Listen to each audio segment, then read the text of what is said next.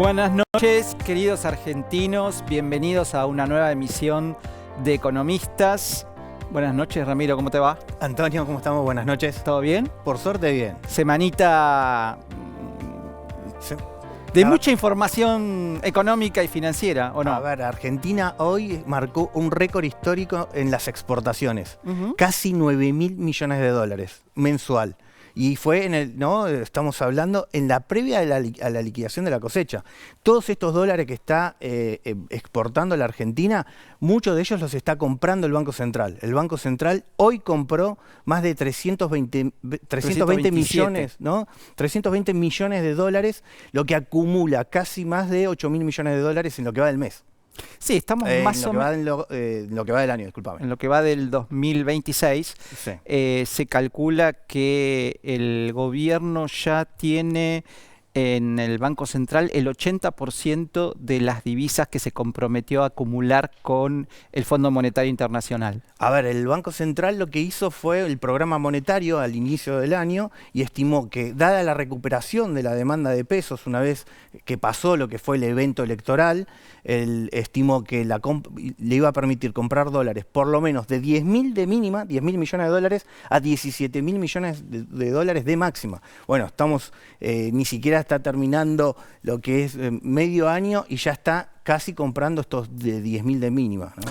Ahora, hablemos un poco de lo que significa o las implicancias que tiene este dato, que no sé cuántas ruedas seguidas, algo así como 50 o 60 ruedas seguidas, sí, en que el Banco Central viene sistemáticamente comprando dólares en el mercado y exportaciones que no cesan de romper récords todos los meses. Este último dato que conocimos de las exportaciones de abril, claro, crece un 33%, ¿no?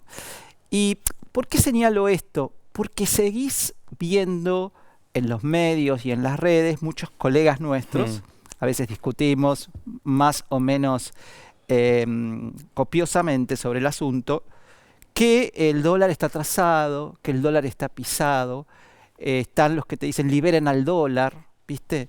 Y es importante dar a conocer a la gente dos datos que me parece que son muy significativos. A ver. El primero es que no existen antecedentes de países que rompan récord de exportaciones en un contexto de dólar pisado o atrasado, digamos. Funciona como un estímulo completamente negativo, ¿no? Usualmente cuando el Banco Central tiene un tipo de cambio atrasado, ¿no? Porque justamente por política directamente lo atrasan, usualmente el Banco Central revienta reservas para atrasar el dólar. Correcto. Vos fíjate que ahora es al revés. El Banco Central compra reservas. Eso implica que lo está sosteniendo en 1.400. Si se corre el Banco Central se va a buscar 1.100, 1.200. Lo dirá el mercado a cuánto. Pero evidentemente hay una decisión política donde también el Banco Central dice, salgo, primero acumulo reservas porque dejaron cero, pero también para pagar la deuda que también dejaron los gobiernos precedentes. Y después, un punto no menor, también para asistir, si querés, como política general macroeconómica que finalmente sostiene el tipo de cambio para que la transición para otros sectores de la economía finalmente sea más simple. Lo que digo de la transición, evidentemente Argentina está cambiando de modelo económico, de un modelo de economía cerrada, estatista, a un modelo económico de inversiones y exportaciones donde el sector privado es el protagonista. Bueno, ahí las inversiones, el aumento de las exportaciones genera una apreciación del tipo de cambio que incluso el Banco Central hasta incluso lo sostiene.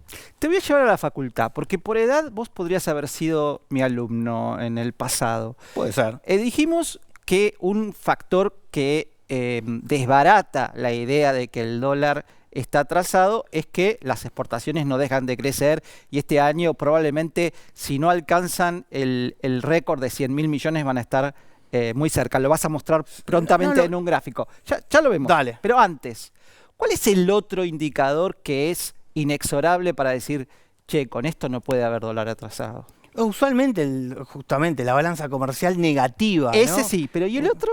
Y puede ser más general. Alumno, por favor. Puede ser más general. La cuenta corriente del balance de pagos, si nuevamente está negativa, o sea, son pérdida de reservas, déficit comercial. Empieza con B. ¿Bre? Ah, la brecha me estás marcando. Sí, por supuesto. No, O sea, pero son todos una elementos. brecha de 3, 4% no te puede estar indicando Claro. un dólar pisado. No. O sea, cuando vos pisás el dólar, por algún lado el dólar real se te escapa. De hecho, usualmente es el precio político el de abajo y el precio libre el de arriba, y por lo tanto la brecha te está diciendo cuánto el precio del burócrata y cuánto el precio de la realidad. Si la brecha es muy chiquita, te está mostrando de que el precio es casi de mercado. Es importante marcar el casi, porque todavía no es libre el mercado, pero evidentemente si la brecha pasó del 200% al 5% actual, evidentemente el trabajo está avanzando. Y después lo que marcamos, una economía que tiene exportaciones por 100.000 millones de dólares, saldo comercial por 20.000 millones de dólares, saldo energético por 11.000 millones de dólares, saldo en cuenta corriente por 4.000 millones de dólares, y el Banco Central comprando entre 10.000 a 17.000 millones de dólares, es muy forzado decir que el tipo de cambio está atrasado. Te doy un dato más. Viste que están los que dicen que con este dólar pisadísimo se importa cualquier cosa, ¿no? Bueno, otro punto. Vuelan las importaciones. Bueno, no es el caso. 4 abajo, 4% abajo. No, a ver, justamente Argentina hoy no está, gracias a dos cuestiones. Uno, el superávit energético se dio vuelta. Impresionante. Y Argentina, en la crisis con Ucrania, ahí estábamos importando más o menos 100 barcos de gas. Ahora, gracias a todo el trabajo, las importaciones de barcos, si queréis, y está bueno medirlo en barco porque es bastante simple y tangible. La cantidad de barcos este año va a ser más o menos 20 barcos de gas lo que se va a importar, y tiene una particularidad, es el último año en que Argentina va a importar gas. Yo le digo a todos nuestros colegas una cosa, ¿no? Sobre todo los que insisten con el tema del dólar atrasado. Piensen, por favor, en la cuestión energética y en el superávit energético que inexorablemente Argentina va a tener en los próximos 30 años, pero sobre todo en los próximos 5. Si este dólar les parece atrasado, yo les aconsejo que replanteen sus casos de negocios, sus modelos macroeconómicos, porque el superávit energético va a hacer que el tipo de cambio de equilibrio de Argentina de los próximos años sea mucho más bajo del que tenemos memoria y conocimiento. A ver, un punto no menor es que también no solo la economía está exportando mucho, sino que también empiezan a atraer capital, ¿no? Y que atrae capital no para financiar al Estado, por primera vez en décadas para financiar la inversión. Lo estamos viendo con el RIGI, por ejemplo. El RIGI ya tiene proyectos de inversión por más de 140.000 millones de dólares, aprobados más o menos 30.000 millones de dólares, lo que todo ese flujo empieza a entrar a la economía. Lento. Mi crítica ahí es que viene lenta la implementación de las aprobaciones. Bueno, de hecho lo charlamos mismo con el ministro Caputo. Decíamos pero ni siquiera te hablo de que se aprobó el 30% de lo que se presentó, sino que se ejecutó poco del 30% aprobado. Sí, bueno, a ver, son proyectos muy grandes, son inversiones gigantescas, donde las empresas ahí tienen un plazo, un tiempo de más o menos, una vez aprobado el proyecto, tienen más o menos 2 años para traer al menos el 30% de las divisas. Estamos hablando de que mínimo tienen que traer 6.000, 7.000 millones de dólares con lo ya aprobado en el plazo de 2 años, y que algunos RIGIs ya se aprobaron, por ejemplo, hace más de un año. Por lo tanto, están en el plazo de empezar a traer, y de hecho el Banco Central le publicó un informe donde mostró de que ya empezó a llegar. Algunos directamente por mercado de cambios y directamente otros por importaciones, ¿no? ¿Vos trajiste un gráfico de la evolución de las exportaciones? Sí. ¿Lo podemos ver, señor director? Este gráfico es el que presentó el presidente en la Fundación Libertad, donde está mostrando justamente la evolución mensual, la evolución anual de cómo están creciendo las exportaciones en Argentina en los últimos 3 periodos presidenciales, ¿no? Como cuánto era por junto de cambio, cuánto era después por lo que fue el peronismo. El peronismo, ese pico fue justamente en la crisis de Ucrania, que también aumentó el precio de la soja, y ahora nuevamente se potencia porque Argentina ahora no solo vende soja con cosecha récord, sino que también vende producción de petróleo y gas y nuevamente en récord.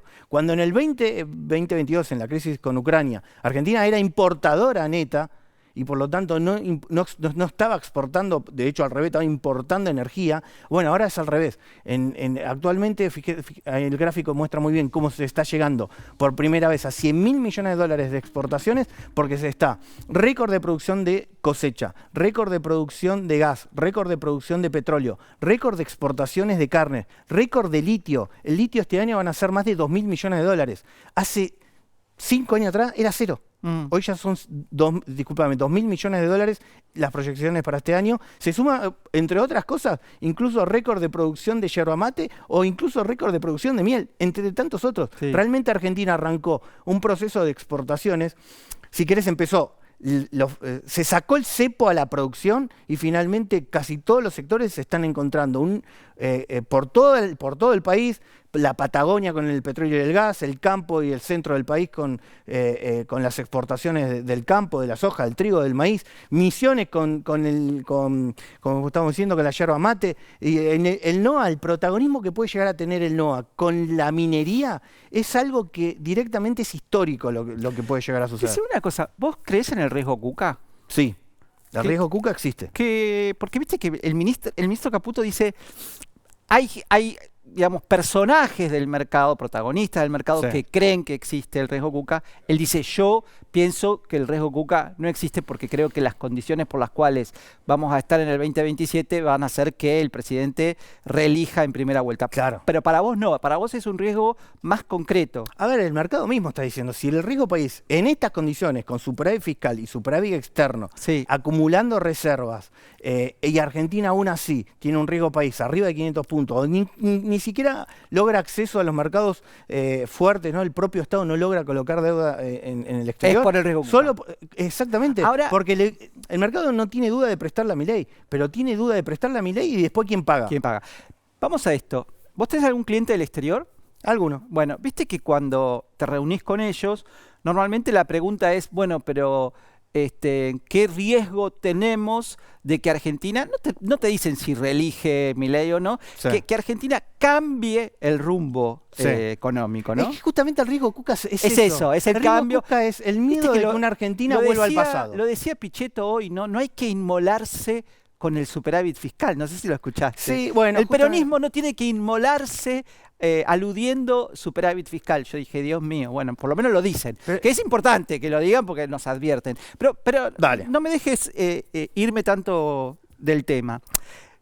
La pregunta es, te dicen, bueno, ¿qué tengo que mirar como indicadores, sí, para suponer que si eso me dice que está bien, entonces las probabilidades de reelección del gobierno actual son mayores? Y yo tengo identificados 3 que quiero compartir con vos y saber si vos los compartís o si ves que hay otros que por ahí no los tengo tan identificados. Sí. Para mí el primero es el tema de la inflación. Yo creo que nosotros tenemos que estar el año que viene como techo en el 1,5 mensual de inflación. Si puede ser menos, todavía mejor. Pero un 1,5 mensual es una garantía de que vos le estás diciendo a la gente, che, cumplí con mi mandato electoral y bajé significativamente la inflación que teníamos cuando subimos. El segundo tiene que ver con la actividad y en qué redunda la actividad. En el desempleo y el desempleo, ¿no? Ajá. O sea, o el empleo, si querés, la contracara. Sí. Entonces yo, bueno, si no tenés un desempleo mayor a 10 puntos, que sería, digamos, el piso de los 2 dígitos, sí, entonces estás en una economía que socialmente es amigable. ¿Cuál podría ser el tercero, en tu opinión? Y quizás en lo político también, que la oposición tenga alguna propuesta que sea en el mundo capitalista, lo cual no es menor, porque Argentina estuvo coqueteando con las ideas del socialismo del siglo XXI y ese finalmente es el riesgo Cuca. ¿Te digo cuál es? La destrucción del sistema de precios o el volver al pasado con todo el esquema de cepos. ¿Vos decís que sea una oposición amigable con el mercado?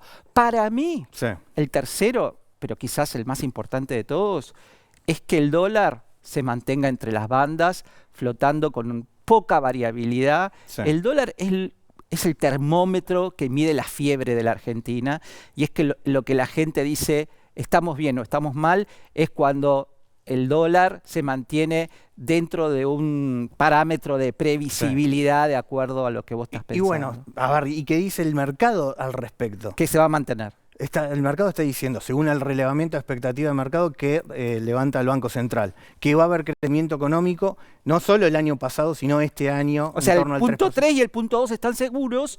La inflación es lo que todavía tenemos que hacer Está bien, pero vamos mejor. Las proyecciones del sector mejor. privado es que busca el 20%. Viste que hay algunos que aparecen ahora diciendo, bueno, y en última instancia, si se complica mucho por el tema de la indexación de los servicios, de los no transables, siempre tenemos un as en la manga con una convertibilidad o una dolarización. Sé que a vos no te gusta.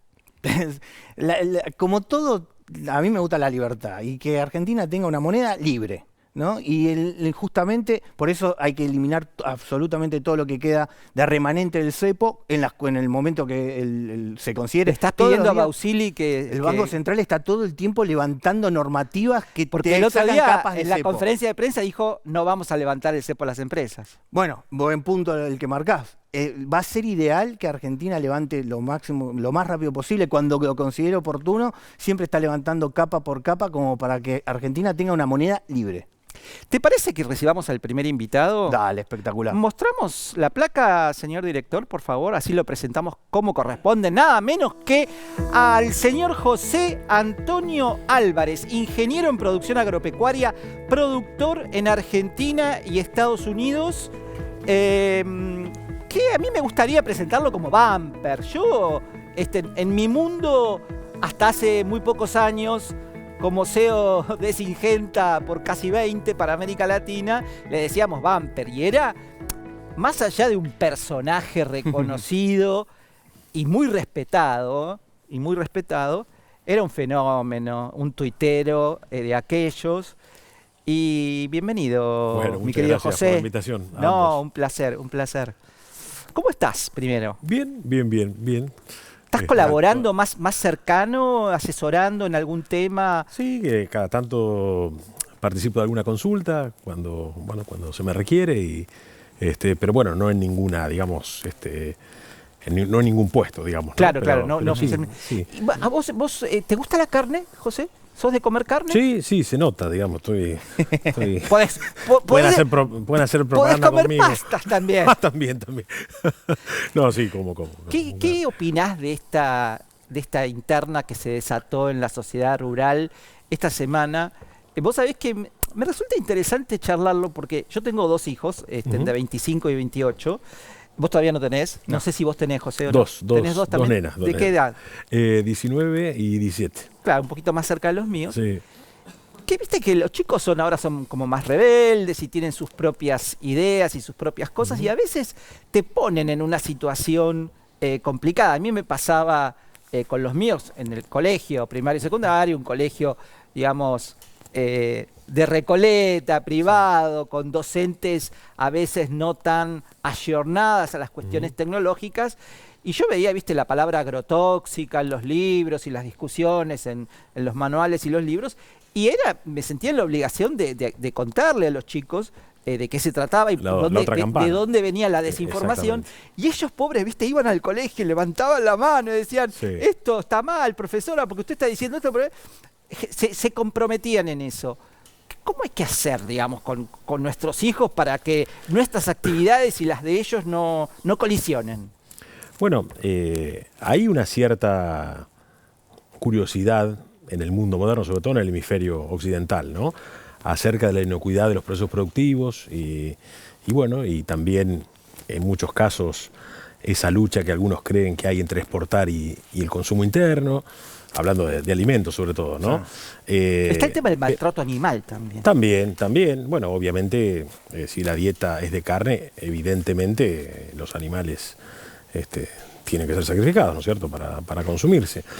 Pero yo haría una diferenciación ahí entre lo que es la duda normal, sobre todo por la multiplicidad de carreras nuevas que hay, que están alejadas de la biología, que son muchas, ¿no es cierto? Hay muchas carreras sociales que no tocan nada de biología, y de hecho hay currículas de los colegios secundarios que también la tienen relegada a la biología a pocas horas, digamos, ¿no? ¿Por qué pensás eso? Bueno, digo, eso en general, digamos, ¿no? Eso es bastante común en muchos países. Lo ve uno en Europa, lo ve en Norteamérica, lo ve acá en Sudamérica también. Yo me quería referir particularmente a la situación argentina. A ver. Es decir, hemos visto durante muchos años un cierto, digamos, ensimismamiento con la actividad, entre otras cosas, para justificar la exacción fiscal a la que era sometida la misma, ¿no es cierto? Se ensañaban. Se ensañaban, exactamente.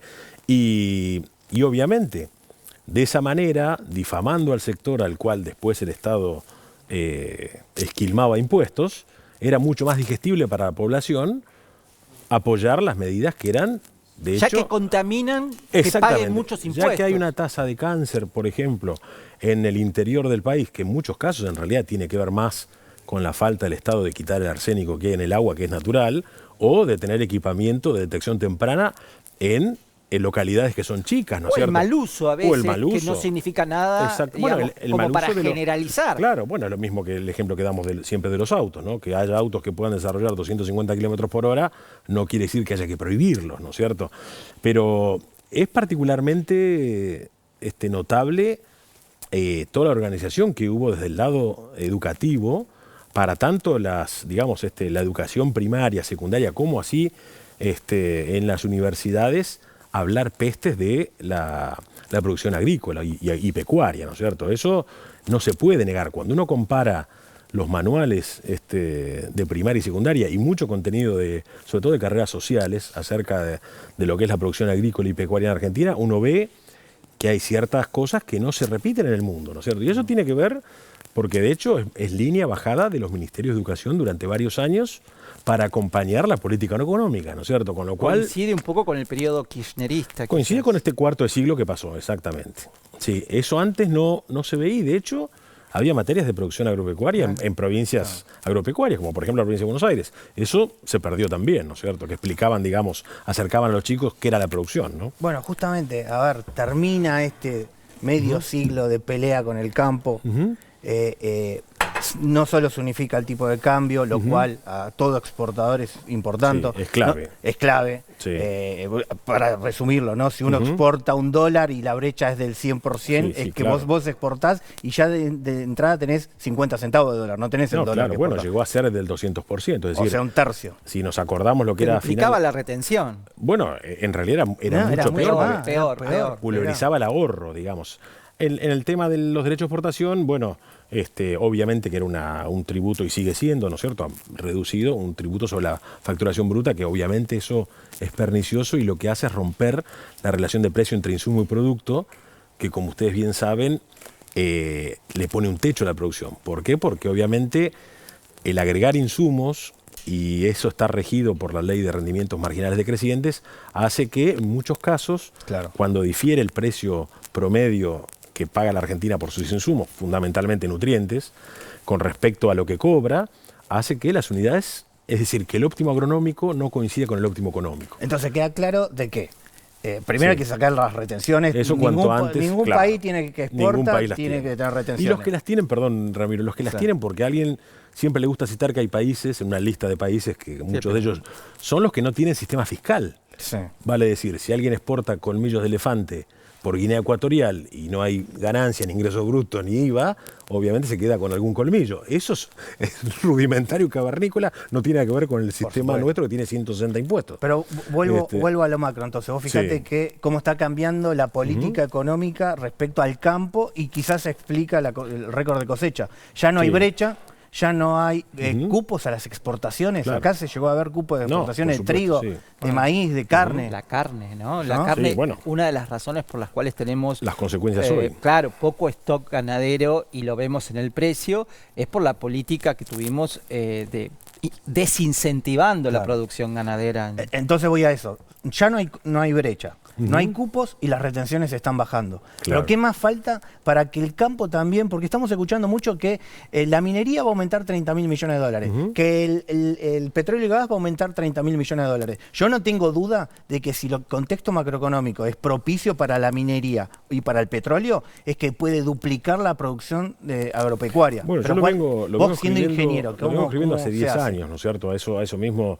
La Argentina en ese momento había otra marca, digamos, de producción global de los 5 o 6 cultivos principales, extensivos. Estaba más cerca de 120/130. Yo siempre dije que perfectamente la Argentina, con el ambiente que tiene, lo debería poder duplicar. Estamos caminos hoy, todavía obviamente no hay que contar los lechones antes que nazcan, pero está, digamos, camino a 160 o probablemente algo parecido a ese este año. Sí. De 160 millones de toneladas. De los 6 cultivos principales. Perfecto. Digamos, ¿no? Obviamente también acompañaron las precipitaciones. Sí está estancada la producción de soja, sí creció a expensas de ella la de maíz, que es obviamente lo cual aumenta. es bueno. Lo cual en realidad es bueno. La sustentabilidad de los suelos. Argentina debería tener igual cantidad de superficie de maíz dedicada que la que tiene de soja. Sería lo ideal. Bueno, yo coincido con eso. Y estamos lejísimos. Estamos lejísimos. En un momento estuvimos 5-1, hoy estamos más cerca de 2-1 o 2 y pico a 1. Se ha corregido bastante. Eso también explica obviamente gran parte del aumento de producción. ¿Por qué en Estados Unidos eso es tan distinto, José?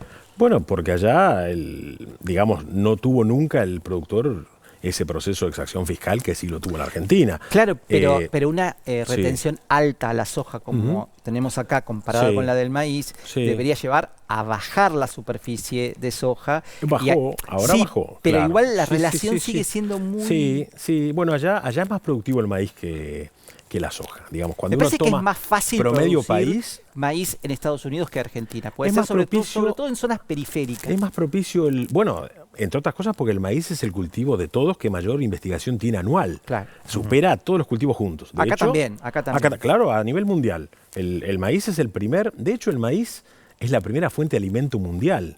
Produce 1.100 millones de toneladas por año, de las cuales tienen 300 usos industriales y alimenticios, y de hecho es responsable prácticamente de 2/3 de la fuente de alimento para toda la proteína animal del mundo, con lo cual es un cultivo clave. Perdón, la relación de producción en Estados Unidos con respecto a soja es 3,5 a 1. Acá es mucho más estrecha.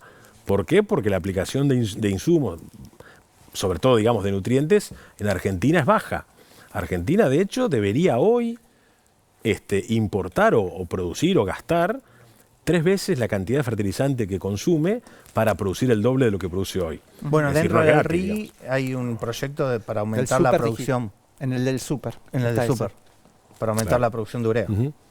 Bueno, debería ser, ¿no es cierto? Después hay que, igualmente, como siempre la urea local se vende a import parity, si persisten impuestos a la importación, obviamente la industria local lo vende al mismo precio que le cuesta al que le importa. Para mí, deberían eliminarse todos los impuestos. Todas las distorsiones. Sí, y además los impuestos a los fertilizantes, ¿no es cierto? Es decir, después si uno quiere... Bajaron, por supuesto, sí. De hecho estaba incluso afectado por el impuesto país, ¿no es cierto? Pero... Vos mencionaste recién un dato muy importante de lo que se invierte en investigación, sobre todo en maíz. Sí. En otros cultivos también, no en la Argentina. En la Argentina casi monopólicamente la investigación es maíz. Sabemos por qué y me viene a la mente un tema sensible para el sector, pero que te quiero preguntar a vos porque sos un productor de punta, tanto en Estados Unidos como en Argentina.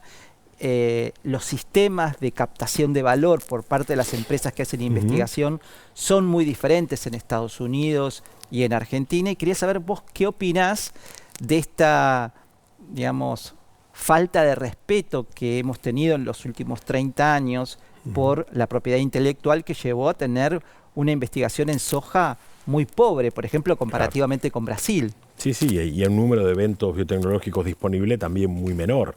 Se salva la Argentina, que tiene un clima similar al mayoritariamente templado, que hace que no tenga tanta necesidad de eventos que la protejan, ¿no es cierto? Es decir, tanta protección de cultivo como sí tiene Brasil, ¿no es cierto? De hecho, cuando uno pliega el planiferio, Argentina cae prácticamente en toda la geografía de Estados Unidos y de hecho tiene la misma cordillera, tiene todo igual, ¿no? Copy-paste. Exactamente. Bueno, no hay duda que la propiedad intelectual hay que respetarla porque de hecho es un capítulo más de la propiedad privada. Es decir, la propiedad intelectual es un capítulo de propiedad privada y si las empresas gastan 1.000, 2.000 o 3.000 millones de dólares para producir 1 o 2 eventos, ese camino metabólico o ese camino para producir el evento, obviamente requiere una recompensa porque si no es lo mismo que los medicamentos. No lo hacen, digamos, ¿no? ¿Por qué en Argentina no se da? Bueno, porque el Estado mismo vulneró la propiedad privada de los productores y no le dio, digamos, la moral como para pedirle al productor que también lo cumpla. En eso, lo ideal sería que se arregle todo, es decir, que el tratamiento fiscal de los productores sea obviamente el que corresponde y que las empresas de tecnología también tengan la posibilidad de poder respetar lo que han logrado con la investigación, ¿no es Y si cierto? lo llevamos a rindes, por ejemplo, ¿cómo están los rindes de Estados Unidos y los rindes de Argentina? Sí. Advirtiendo de que obviamente la propiedad intelectual se protege en Estados Unidos y por lo tanto Sí. hay la última tecnología, y quizás estamos acá en Argentina donde por décadas no se protegió, entonces no estás con la última tecnología. ¿Cuál es la Sí. diferencia en rindes? Sí, bueno, de la brecha que hay entre Estados Unidos y Argentina, uno le podría atribuir 3/4 partes a la nutrición. Y una cuarta, claro, a los nutrientes, a la fertilización, exactamente. Y una parte no menor a, obviamente, el progreso genético. El progreso genético, básicamente, bueno, lo sabe mejor Antonio que yo, pero el progreso genético se mide en la eficiencia en el uso del agua y en la eficiencia en el uso del nitrógeno como dos grandes, digamos, fuentes de Los progreso momentos de genético. estrés. Claro, exactamente. Son los dos, digamos, componentes del rendimiento más importantes, hablando de gramíneas sobre todo, ¿no? Y de maíz.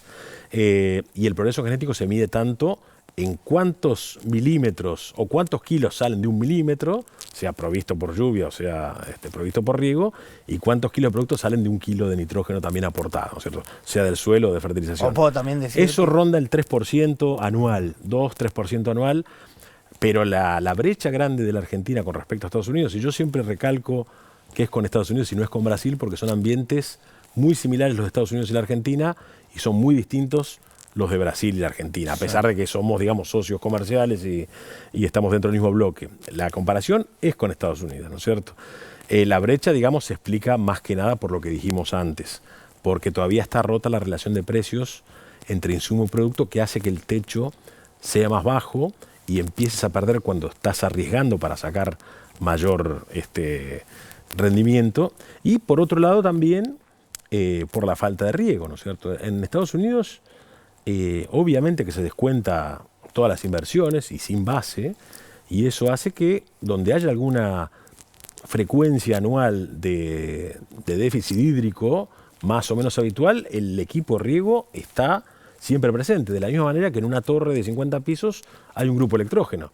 ¿Se corta la luz seguido? No, pero el día que se corta, la gente, sobre todo mayor, puede subir hasta el piso 50. Con el equipo de riego es lo mismo. Cuando uno le da ventajas impositivas al productor, como pasa allá en Estados Unidos, simplemente de poder descontar, digamos, la inversión de bienes de capital de ganancias, por eso es que también tienen tanta rotación de maquinaria. Ellos allá no reparan. Compran una cosechadora cada 3 años. Traemos casi después la nuevas traemos para ahora. acá. Claro, ahora Tengo recién. una pregunta que de mi parte es la última y no sé si Ramiro tiene alguna más. El INTA, el tan controvertido últimamente INTA, que, bueno, en mi opinión ha aportado mucho valor en las últimas décadas. Fue, te diría, uno de los organismos que más supo trabajar esa difícil combinación entre lo público y lo privado, ¿no? Ese eslabón de comunicación y de valor. ¿Qué pensás vos, que sos uno de los productores más representativos del valor que aporta el INTA a la Argentina y al campo en particular? Bueno, yo voy a poner, para explicar eso, no más en contexto, qué es la Argentina. La Argentina es el país con mayor capital edáfico per cápita del planeta, ¿no es cierto? Es decir, Estados Unidos tiene mayor capital edáfico, pero son 8 veces más que nosotros, ¿no es cierto? Con lo cual la Argentina, así como el Ministerio, digamos, de Agricultura que debería ser otro pilar base del Estado si funciona, ¿no es cierto? Es decir, ahí hay que hacer una diferenciación entre las cosas que funcionan y no funcionan. ¿Cuál es el objetivo de todo gobierno? Es que funcionen las cosas que sí son necesarias, ¿no es cierto?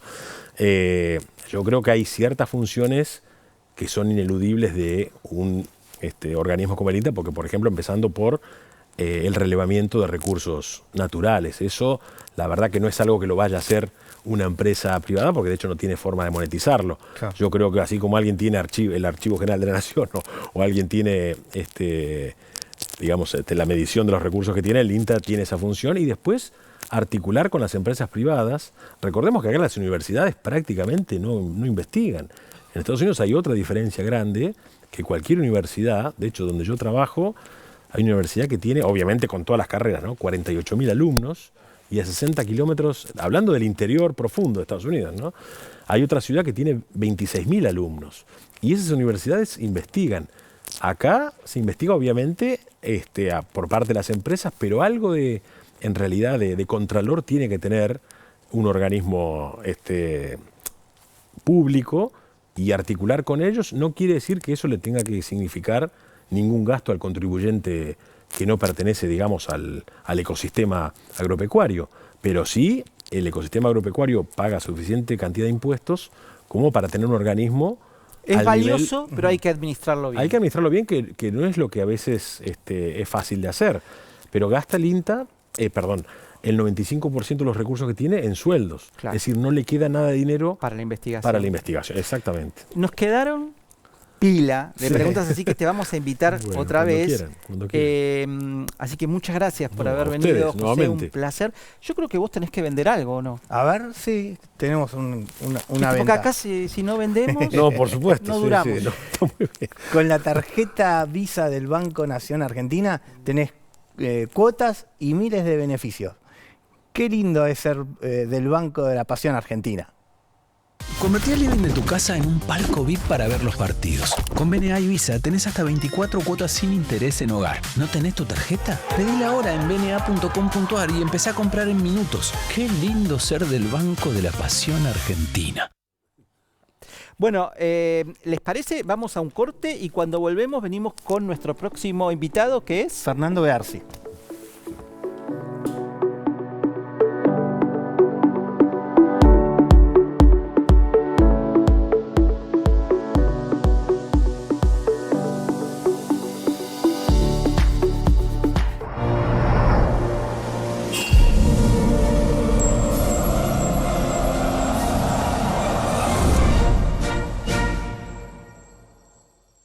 Festejen, total Marito lava todo. Tranquilo, Marito, tranquilo. Si total, vos siempre la dejás impecable. Con la nueva fórmula de Ala Lavado Total, la suciedad se va, la fragancia se queda. Nuevo Ala, ensuciarse hace bien. Si querés entender cómo elegimos creer los argentinos, acompañame. Elegimos creer que tu gancia te puede llevar a Estados Unidos para alentar a los muchachos. Ratón, ¿vos también? Dame un gancia disimulado. Gana viajes a Estados Unidos y muchos premios. Elegimos creer, elegimos gancia. Argentina, si pasa lo que todos queremos que pase, agarro esta calle y camino 50 kilómetros todo derecho. Listo. ¿Estás buscando una piscina, campeón? No. Si compras un TV Noblex de 100 pulgadas y pasa lo que todos queremos que pase, te damos el doble de lo que pagaste. Noblex. Qué linda es esta época en la que el Banco de la Nación Argentina se convierte en el Banco de la Pasión Argentina.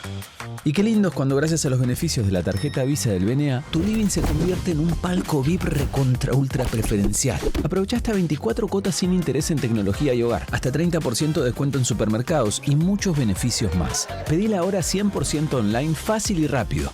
Qué lindo es ser del Banco de la Pasión Argentina.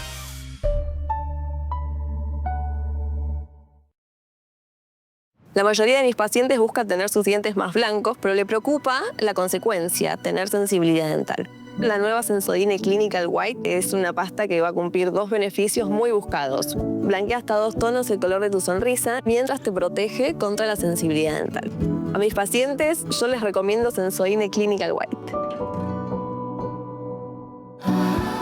Este invierno vas a verlos a ellos. Se los conoce como Winter Victims.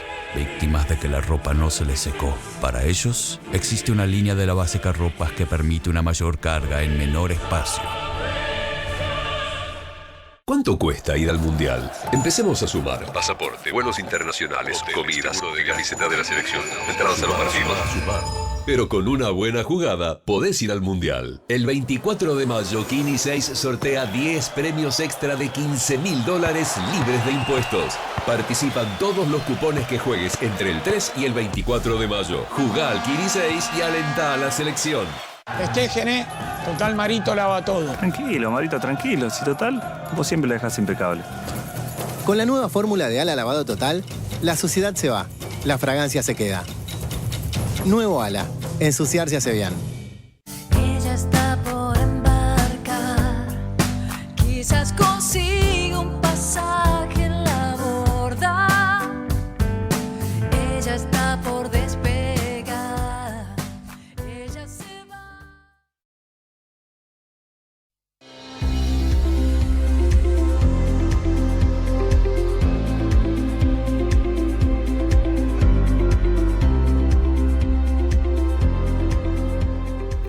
Bueno, ya estamos de vuelta. Vamos a presentar a nuestro invitado con esta placa. Se trata de Fernando Bearzi, ex director de ANSES, economista, director del MBA en la Universidad Católica Argentina. Buenas noches, Fernando. Buenas noches, muchas gracias por la invitación. Gracias a vos por venir. Un placer. ¿Cuánto hace que te fuiste de ANSES? 2 meses hace 2 días, 2 meses y 2 días, un 17 de marzo. ¿Extrañás? La verdad que no. No conozco a nadie que haya pasado por la vida pública durante algún tiempo y que cuando después le preguntás si extrañás te diga, sí, la verdad que un montón. Recordemos que la ANSES es una de las cajas más grandes del Estado, ¿no? Maneja la mitad del presupuesto nacional. Digo que no extraño porque volví a mi otra vida. Cuando vos estás en un cargo como la vida pasa con mucho vértigo, pasa todo muy rápido y es como que vas en una moto a 250 kilómetros, donde todo, tu cuerpo, tu alma, tu ser está seteado a esa velocidad y arriba de esa moto. Entonces hay cosas que te perdés, ¿no? Si vos le tenés que explicar a los oyentes y a los televidentes cuáles son las 2 o 3 funciones claves que tiene el director del ANSES, ¿qué dirías? La primera y la más importante te diría que es liderar a un equipazo de gente. Son más o menos, ya no recuerdo el nombre, pero más de 10.000 personas. La dinámica que eso genera, poder liderar un equipo. Lo otro importante y fundamental es construir un equipo. Para que vos te des una idea, yo entré al FGS, soy el primer caso en toda la historia del FGS que entró sin equipo. Recordemos, el FGS es el Fondo de Garantía de Sustentabilidad, ¿no? Así es, que depende del ANSES. Entonces, y en ANSES yo llegué con el equipo que había construido en el FGS.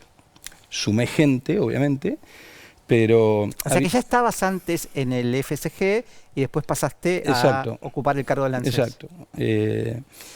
No era tan ajeno a vos el tema. No era ajeno, no era algo que tampoco que lo tuviese pensado o deseado. Un día la ministra me llamó y me ofreció el cargo. Y bueno, para mí, para mi familia fue todo un acontecimiento que, como no estaba en ningún plan, en ninguna fantasía, también ten en cuenta que yo provengo recién hablamos con José, provengo del interior de la provincia de Córdoba, un pueblito de 6.000 habitantes de Montemaíz, donde mucho de lo que me ha tocado vivir como persona, no te estoy hablando como funcionario, no entraba en la fantasía de Mazalaje. Bueno, cuando la ministra me ofreció el cargo, para nosotros, para mí, para mi familia, fue muy significativo, ¿no? Y después, lo tercero, muy importante, es ponerte en el lugar de la población, de los jubilados, de la gente que cobra un beneficio. Eso es lo más duro, probablemente. A ver, sí es lo más duro, pero creo que para poder tener una gestión, tenés el equipo, estás enfocado, pero necesariamente tenés que tener contacto con lo que pasa con la gente. Yo humildemente me tomé el trabajo de recorrer varias oficinas. Fui a Salta, fui a Mendoza, fuimos a Buenos Aires, en distintos lugares, porque me preocupaba eso, quería entender qué era lo que se hace en una oficina, y realmente es conmovedor, porque hay gente que es tan humilde y quizás el primer lugar a donde acude es una oficina ANSES. Con lo cual, de las 3 te diría que esta es esencial, y las otras 2 son muy importantes. ¿Y el hito en tu función, en tu paso por ANSES, cuál sería para vos? A ver, yo debo reconocer que tengo mucha suerte y encontré en ANSES un equipo de gente extraordinaria y encontré cosas que se venían haciendo. Entonces, por ejemplo, desde la digitalización, de tratar de generar menos intermediación, de que la gente pueda, aquella que se siente a gusto y tiene los medios para hacerlo, no tenga la necesidad de acudir a una oficina y pueda hacer su trámite de manera digital. Bueno, nosotros tomamos varios de esos trámites que ya se habían hecho, y con todo el equipo lo que hicimos fue terminar el último, la última milla, como se dice, de lo que fue, no sé, la pensión derivada, la PUAM, la jubilación digital. Tratamos en esa lógica de acercarnos al jubilado y al resto de la población, de humildemente de nuestro lugar hacerles un poquito la vida un poco más fácil. También logramos por primera vez que los bancos, algunos de los bancos, remuneren las cuentas de los jubilados. Que recordemos no estaban remuneradas. No.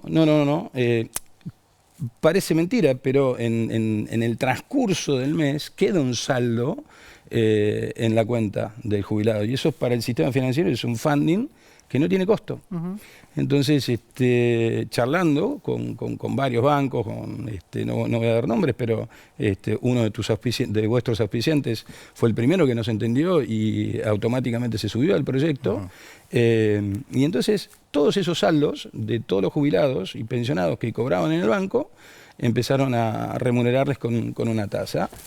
Y después sumaron beneficios. O sea, ya tenía un programa de beneficios que estaba un poco quizás anacrónico o olvidado en el tiempo, pues tenía topes de reintegro de, no sé, de 1.000 pesos para que se den una idea. Bueno, con todo el equipo trabajamos en eso, con supermercados, con comercios, le incorporamos una billetera virtual. Y yo ya no recuerdo los números, pero para que se den una idea, en diciembre se hicieron 4 millones de transacciones a través de este programa de beneficios.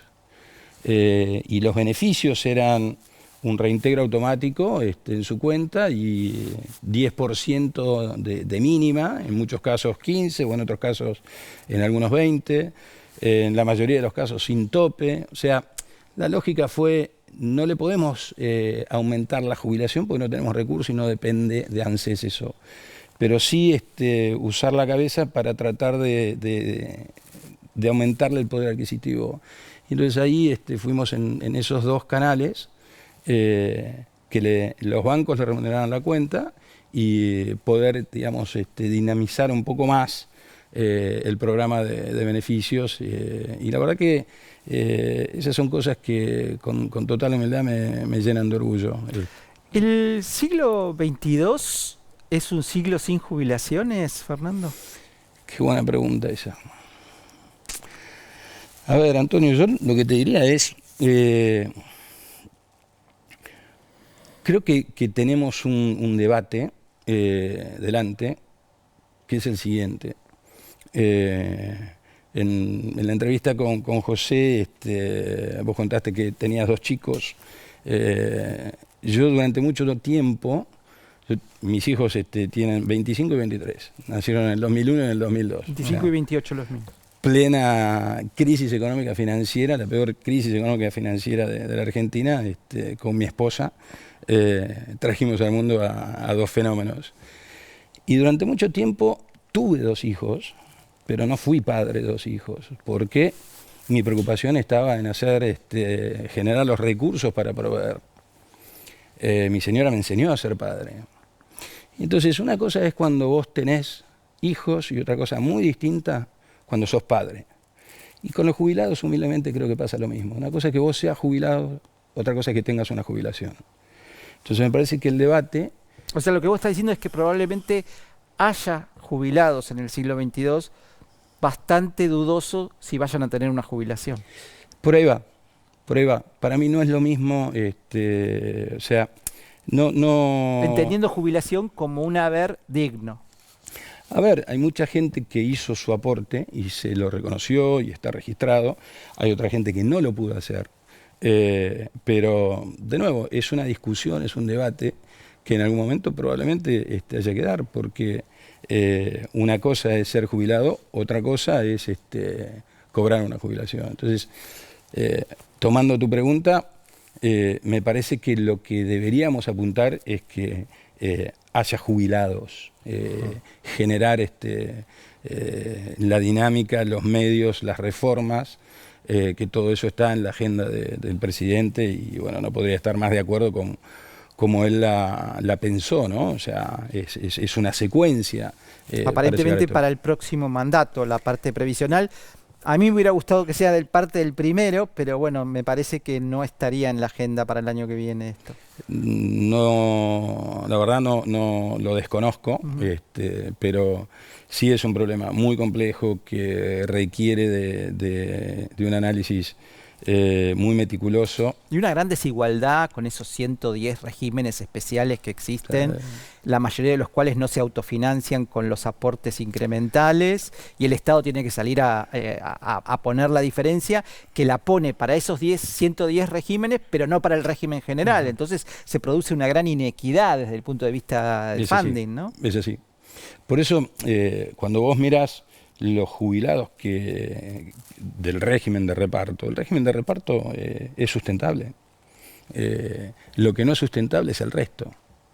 Entonces, para que ustedes se den una idea, en número duro, hoy el 95% de los jubilados que son jubilados no cobran la mínima, cobran bastante más de la mínima.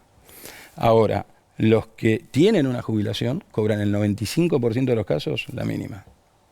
Si no hubiese jubilados que cobran una jubilación, o que tienen una jubilación, o sea, si solo existiera el reparto, y con los mismos recursos les podrías pagar más de 2 veces en promedio lo que cobran hoy. Claro, y nadie está hablando siquiera de quitar derechos adquiridos hacia atrás. El que lo tiene, lo tiene.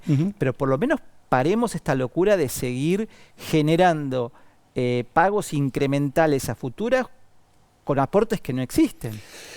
El tema de los aportes, el presidente más de una vez comentó, y no podría estar más de acuerdo, en que vos necesitas 4 aportantes por cada jubilado. Y entonces de ahí viene toda la secuencia lógica de todo lo que hay que hacer para llegar a esos 4 aportantes. Tengo que hacer un corte, por favor, pero ¿te quedás un ratito más? Por supuesto. Porque lo que quiero preguntarte, que da mucha intriga, es ¿por qué te fuiste? Porque sos una persona súper valiosa y me parece que tenías un montón para dar, pero la respuesta me la das cuando volvemos, ¿sí? Dale. ¿Vamos al corte?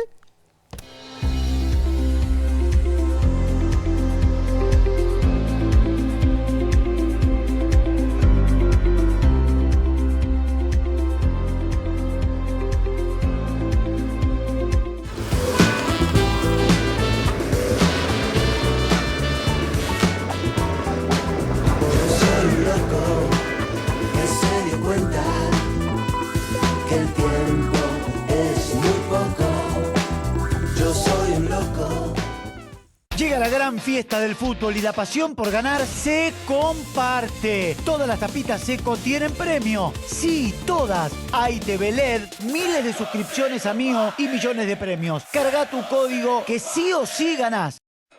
¿De dónde viene esta sed? Con la mano, la melena, la cadera, la cintura que se quiebra, que te hace tan brama que la noche empezó. Dame brama, el calor ya subió. Necesito una brama helada. No es cualquier sed, es sed de... Presentamos el nuevo Cif Active Gel, el detergente que hace 10 veces más espuma. Cada gota se adhiere por más tiempo a la esponja, creando una espuma de máxima duración. Descubrí el poder desengrasante del nuevo Cif Active Gel, el mejor de la historia. Qué linda es esta época en la que el Banco de la Nación Argentina se convierte en el Banco de la Pasión Argentina. Y qué lindo es cuando, gracias a los beneficios de la tarjeta Visa del BNA, tu living se convierte en un palco VIP recontra ultra preferencial. Aprovecha hasta 24 cuotas sin interés en tecnología y hogar, hasta 30% de descuento en supermercados y muchos beneficios más. Pedila ahora 100% online, fácil y rápido. Qué lindo es ser del Banco de la Pasión Argentina. Este invierno vas a verlos a ellos. vistiendo prendas de una temporada que ya dejó de ser temporada, dejando en su camino un inconfundible aroma a humedad. Se los conoce como Winter Victims, víctimas de que la ropa no se les secó. Se visten con lo que está a su paso, con lo que las polillas le dejaron. No necesitan un consejo de moda. Para ellos, existe una línea de lavasecarropas que permite una mayor carga en menor espacio. Usar la ropa seca nunca va a pasar de moda. Festejen, total Marito lava todo. Tranquilo, Marito, tranquilo. Si total, vos siempre la dejás impecable. Con la nueva fórmula de Ala Lavado Total, la suciedad se va, la fragancia se queda. Nuevo Ala, ensuciarse hace bien. No falta nada. ¿No falta nada para qué? Para la Copa Mundial de la FIFA. ¿Estamos listos? No sé, vamos a ver. Tenemos todo, está todo listo. ¿Cómo se llaman estos? Los nenes escaloneta. Los nenes escaloneta. Ahí los tenés. Listo. Los que ofrecen rivales. ¿Listo? ¿Qué más nos falta? ¿Están todos para figuritas? Listo. ¿Festejos de campeón? Listo. Empecemos bien. Empecemos. Abrazos con desconocidos. Abrazos con... Disculpame. Sí. ¿Pero ella no es conocida? Vamos, a ver. Los cabuleros, la cintilla roja, los cuernitos, esas cosas. 5 de copas. ¿Coleccionistas? ¿Y escaladores de semáforo? Listo. Y falta la abuela, ¿no? No. La abuela no está acá. Está arriba.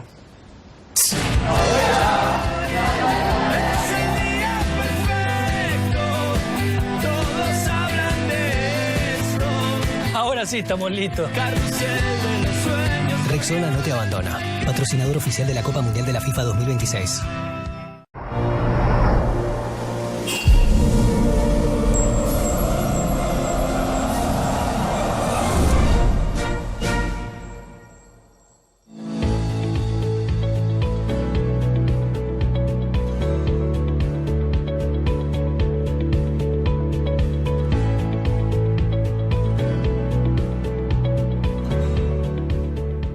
Fernando, vimos cómo el Banco Central aumentó las reservas en más de 25.000 millones de dólares en estos 2 años. Pero hay alguien que le saca ese récord, porque el ANSES, con el Fondo de Garantía de Sustentabilidad, aumentó más de 50.000 millones de dólares sus tenencias. Tenemos un gráfico al respecto para poder verlo. Es así. Bueno, ahí lo que te diría, o lo que les diría, perdón, esa es toda, o en gran parte toda del presidente y de todo el ministro de Economía. Nosotros en el FGS, yo asumí en marzo del 2024 y el fondo valía unos 40.000 millones y cuando me fui hace 2 meses valía unos 70 y pico de mil de millones. El último dato es que ya están 76.000 millones de dólares. Es un poco lo que se revalorizó Argentina en el mundo, ¿no? Sí, es así. A ver, el fondo, mal llamado fondo, porque es una consecuencia legal de haber estatizado a las AFJP, tiene sus características, ¿no? Y entonces una de las características, por ejemplo, es que estás obligado a invertir en instrumentos financieros argentinos. Bueno, entonces, obviamente, al performar de la manera que performó Argentina, todo resulta mucho más fácil. Claramente la podés chocar, ¿no? Bueno, ahí en tal caso el equipo de gente de línea del FGS de muchos años, realmente de una calidad profesional y humana extraordinaria, me ayudaron y mucho a ir caminando por ese sendero que es bastante vidrioso, ¿no? No por lo transparente, sino por lo frágil.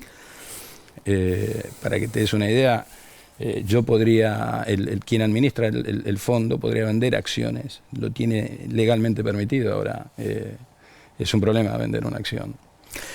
Por sí o por no, como decía un ex candidato en un debate, ¿te fuiste enojado del gobierno? No, para nada.